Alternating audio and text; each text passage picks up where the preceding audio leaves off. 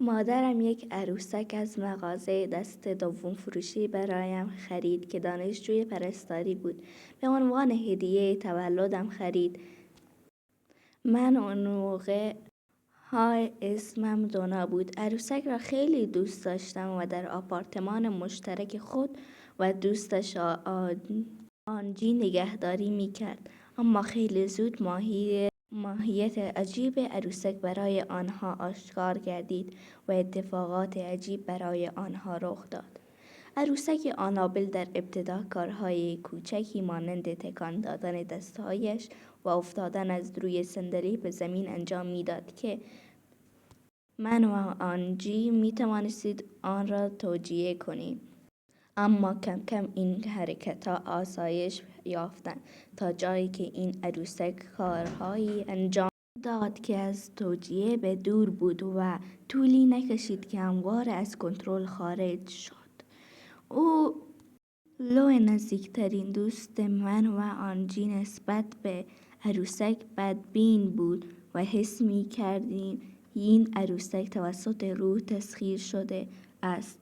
اما آنجی و من به حرفای او گوش نمی دادیم.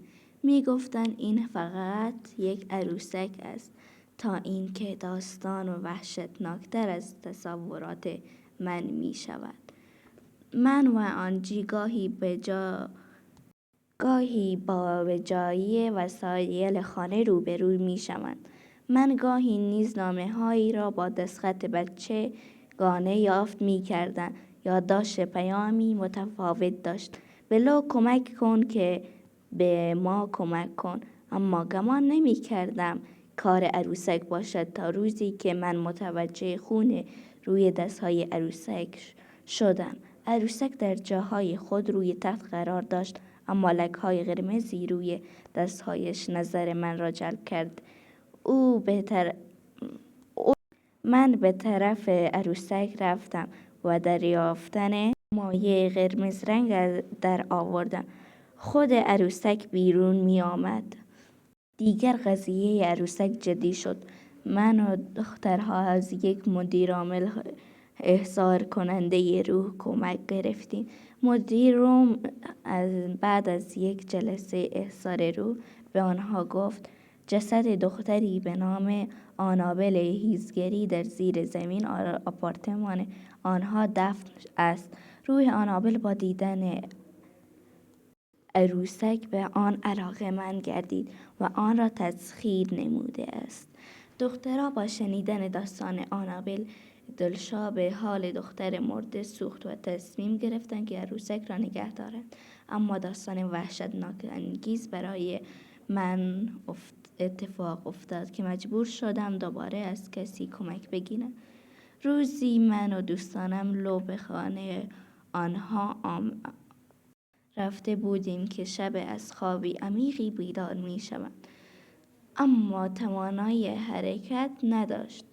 لو به طرف آن اتاق می گردند اما چیزی نمی بیند. پایین را نگاه می کنم ببینم آنابل پایین پایش ایستاده. عروسک به آرامی شروع به بالا رفتن از پایش می کند که روزی قفسه سینه‌اش می گذرد. بعد از دستهای عروسک درونگرا او قفل می شود و شروع به خفگی کردنش. لو پس از این اتفاق از هوش می رود و روزی بعد به هوش می آید و نمی داند که این اتفاق کابوس و وحشتناک بوده یا در واقعیت برایش پیش آمده است. اما روزی بعد اتفاقی که می افتد که به او وحشتناک بودن عروسک پی می برد، هنگامی که لو در اتاق آنجی بود صداهای اتاق من را شنید، در حالی که من اصلا در خانه نبودم. لو فکر کرد می کند که کسی بدون اجازه وارد خانه شده است. متوجه می شود صدای مربوط آنابل بوده است. لو به اتاق من می رود و عروسک را به جای آن که روی تخت ببیند روی صندلی می بیند. لو هنگامی که می خواهد به سمت عروسک برود ناگهان کل بدنش فلج می شود و احساس فلج در منطقه قفسه سینه‌اش افزایش می آید. لو به پایین نگاهش می کند و روی آن 7 اثر 5 3 ضربه عمودی 4 ضربه افقی می بیند. لو با وحشت به طرف خود می گردند، اما هیچ کس را در آنجا نمی بیند. تنها چیزی که به ذهنش می رسد آنابل است.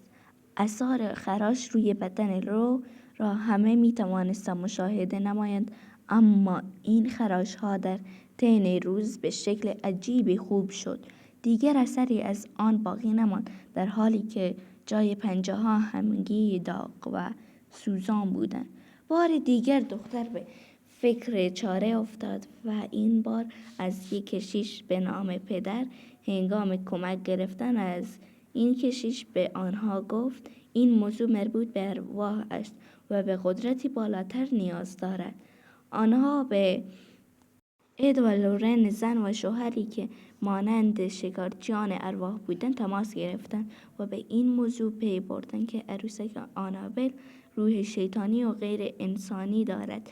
این زوج اعلام نمودند که این عروسک تسخیر نشده، اما توسط یک روح کنترل می شود، زیرا اشیای بیجانی را نمی تواند تسخیر کرد.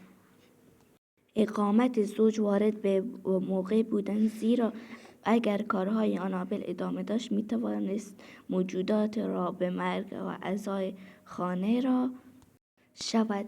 این زوج معنویت فضای خانه را با کلمات بالا برد که شامل 7 صفحه جملاتی بود که طبیعتی مثبت داشتند و مانع ورود شیطان به خانه می شود. آنها عروسک آنابل را برای نگهداری به موزه خود بردند و برای جلوگیری از حملات عروسک آنابل روی آن آب مقدس ریختند. زیرا این خانواده میگویند زمانی که عروسک با خود میبرد و اقدام به کشیش تمرز ماشین و منحرف کردن فرمان آن نموده است، اما وقتی روی آن آب مقدس ریخته به نظر و منحرف کردن فرمان آن نموده است، اما وقتی روی آن آب مقدس ریخته به نظر کارساز بوده است. عروسک آنابل حلال در مورد ادرار وارن داخل یک جعبه شیشه‌ای با هشدار باز نکنید نگهداری می شود. آیا آنابل می تواند از آنجا فرار کند و آدم‌های دیگری را هم بکشد یا فلج کند؟ کسی نمی نواند.